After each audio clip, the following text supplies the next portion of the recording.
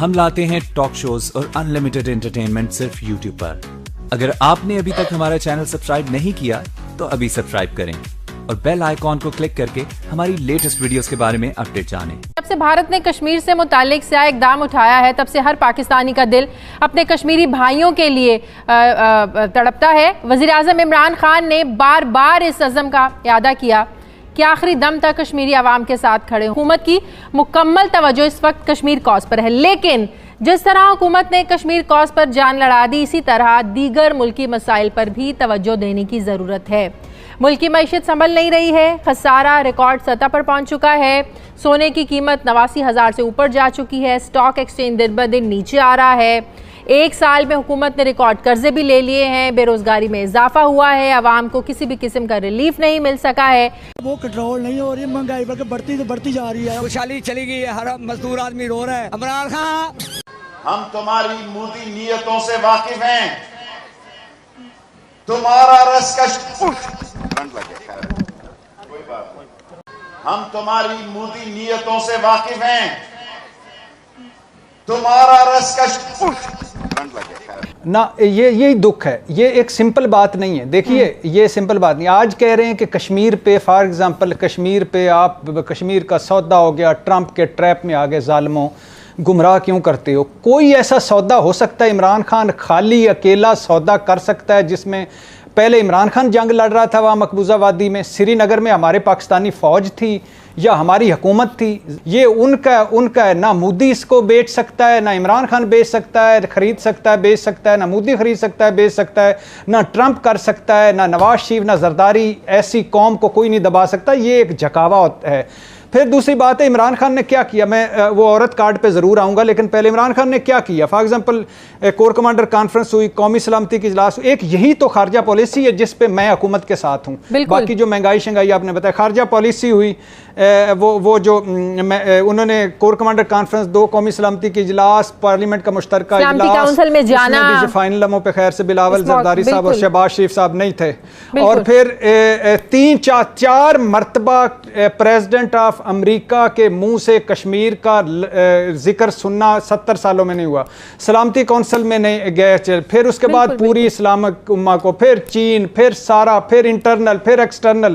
اب اس کے علاوہ کیا کیا جا سکتا ہے؟ یعنی اب یہی ہے کہ ہم حکومت کوئی زمین بیچے اور مودی کی والدہ کے لیے ساڑیاں خرید لے اور وہ بھجوا دے، شاید کشمیر کا مسئلہ حل ہو جائے. یا ان کو ایک ہیپی برتھ ڈے پارٹی رکھ لے بنی گالا میں اور کیک کٹوا لے شاید کشمیر کا. یا سجن جندل کو بلا کے مری لنچ کروا دے، شاید کیک حل ہو جائے. یا اجیت ڈول کو اپنے ڈرائنگ روم میں بٹھا لے، ہو جائے. یا شاید ایک پگ لے لے اس سے، جو پگ خود پہن لے اور وہ کہہ لے بھارت بڑی طاقت ہے. بھارت کا آپ کو پتا ہے جیسے مسلم امہ اقوام متحدہ بہیو کر رہی ہے، تو ہم نے اس کشمیر کاز کو زندہ رکھا ہوا ہے. یہ T20 نہیں ہے، یہ ٹیسٹ ہے، اس لیے اس کو زندہ رکھا ہوا. اور یہ بڑی اچھی ہے. ان کی عورت کو دھکا لگ جائے، یہ ظالم، یہ سنگ دل، یہ ہماری نسلیں کھا جانے والے مگرمچھ، ان کو تکلیف ہوتی ہے. ہماری عورت کا کوئی دکھ نہیں ہے. بالکل صحیح. سوال یہ ہے کہ دنیا بھر میں مسلمانوں پر بڑھتے مظالم کی داستانیں آخر کب ختم ہوگی؟ کیا دنیا کو اب بھی سمجھ نہیں آ رہی ہے کہ مودی کا اصل مقصد کشمیر پر قبضہ نہیں صرف، بلکہ اس کا مقصد صرف اور صرف مسلمانوں کا خاتمہ ہے اس خطے سے. مودی سرکار میں بھارت میں بسے 20 کروڑ سے زائد مسلمانوں پر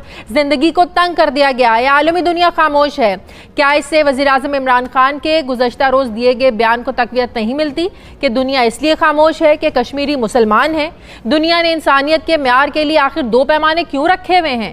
جبکہ دوسری جانب کرتارپور راہداری پر پاکستان اور بھارت میں تکنیکی سطح کے مذاکرات کل ہوئے. ترجمان دفتر خارجہ نے مذاکرات میں پیش رفت کی خبر بھی سنائی اور دوسری طرف وزیر خارجہ نے بھارت کو مذاکرات کی مشروط پیشکش کر دی ہے. سوال یہ ہے کہ کیا کرتارپور راہداری پر مذاکرات کرنے والا بھارت کبھی کشمیر پر مذاکرات کے لیے تیار ہوگا؟ کہ ایک بار جب یہ جم گئے وہاں پر تو اتہاس ساکشی ہے، تاریخ گواہ ہے کہ اس کے بعد میں پھر گجرات میں کبھی کوئی دنگا نہیں ہوا. جی. اور یہ بڑی دلچسپ بات ہے کہ آج بھی اس آدمی کی تنقید کرنے کے لیے لوگوں کو کچھ اور نہیں ملتا ہے تو 17 سال پیچھے جاتے ہیں. مطلب 17 سال سے یہ آدمی لگاتار یا تو گجرات کا چیف منسٹر تھا یا انڈیا کا پرائم منسٹر تھا. ان 17 سالوں کے کال کھنڈ میں اس آدمی کے خلاف بولنے کے لیے کسی کو کچھ نہیں مل رہا ہے, مطلب تو وہ یہ جو 17 سال پیچھے جانا پڑتا ہے. تو آپ ذرا تھوڑا سا ٹھنڈے دل سے غور کیجئے, جب یہ حکومت دہلی میں بیٹھی جو حکومت ہے وہ بتائے گی کہ ہمیں کرتارپور سے کوئی مسئلہ ہے تو پھر آپ ریئیکٹ ٹھیک ہے, بہت بہت شکریہ, بہت شکریہ. مست جوک مارا رہے یہ ہنس رہے ہلکٹ ہنس کہ کشمیر کے بعد اب آسام میں بھارت نے مسلمانوں کے لیے زندگی تنگ کر دی ہے, انہیں ملک بدر کرنے کا فیصلہ کیا ہے. یہاں پر زیادہ لوگ بنگلہ دیش سے آ کر آباد ہوئے جو 1971 میں یہاں پر آئے تھے. عالمی قانون اس بارے میں کیا کہتا ہے کہ کیا بھارت کو یہ اس طریقے سے حق حاصل ہے کہ وہ اس طریقے سے لوگوں کو ملک بدر کر سکے, نکال سکے؟ شازیہ, اس میں ہمیں کچھ چیزیں اپنے ذہن میں رکھنی پڑیں گی. ایک تو یہ ہے کہ ہم اس کو ٹریٹ کر رہے ہیں ایک ایونٹ کے طور پہ جس میں ہم کہہ رہے ہیں کہ یہ مسلمانوں کے ساتھ جو ہے وہ ظلم کر رہے ہیں, اور اس ظلم کی وجہ سے لوگ جو ہے وہ ڈسپلیس ہو رہے ہیں اور ان کے جو حقوق ہیں وہ پامال ہو رہے ہیں. لیکن ہمیں ایک چیز ذہن میں رکھنی پڑے گی کہ ابھی تک فیکٹس آن دا گراؤنڈ ہیں اس کے مطابق یہ میٹر جو ہے یہ ابھی انڈیا کا انٹرنل میٹر ہے. ابھی یہ میٹر جو ہے انٹرنیشنل ڈیمینشنز میں نہیں گیا, کیونکہ اگر ان لوگوں کو ملک بدر کیا جاتا ہے یا کراس دا بارڈر جاتے ہیں تو پھر ایک ریفیوجی کرائسس جو ہے وہ شروع ہو سکتا ہے, اور اس کے بعد آپ جو ہے ڈفرینٹ, ایک آپ یہ کہہ لیجئے کہ ڈفرینٹ جو بین الاقوامی معاہدے ہیں, بین الاقوامی انسانی حقوق کے, ان معاہدوں کی پھر ڈفرینٹ جو شکیں ہیں ان کے تحت جو ہے پھر یہ کلیم کیا جا سکتا ہے کہ ہندوستان جو ہے وہ ان کے حقوق کی پامالی کر رہا ہے. یہ سب چیزیں جو ہیں یہ وقت کے ساتھ ساتھ جو ہے انٹرنیشنل ریڈار پہ آئیں گی. دیکھیں, ایک اور چیز جو بہت ضروری ہمیں ذہن میں رکھنی پڑے گی وہ یہ ہے کہ جو بین الاقوامی قانون ہے اس میں طاقت جو ہے اس کی ایک اپنی زبان ہے, اور اس طاقت کے بنا پہ بہت سارے جو بین الاقوامی قوانین ہیں ان کی امپلیمنٹیشن یا وائلیشن جو ہے وہ ڈٹرمن ہوتی ہے. تو اس میں بہت سارے جو ہیں آپ یہ کہہ لیجیے انٹرنیشنل جو کنسرنز ہیں, انٹرنیشنل جو انٹرسٹس ہیں ڈفرینٹ ممالک کی, وہ بھی ایک بہت بڑا رول پلے کریں گی اس کے اندر.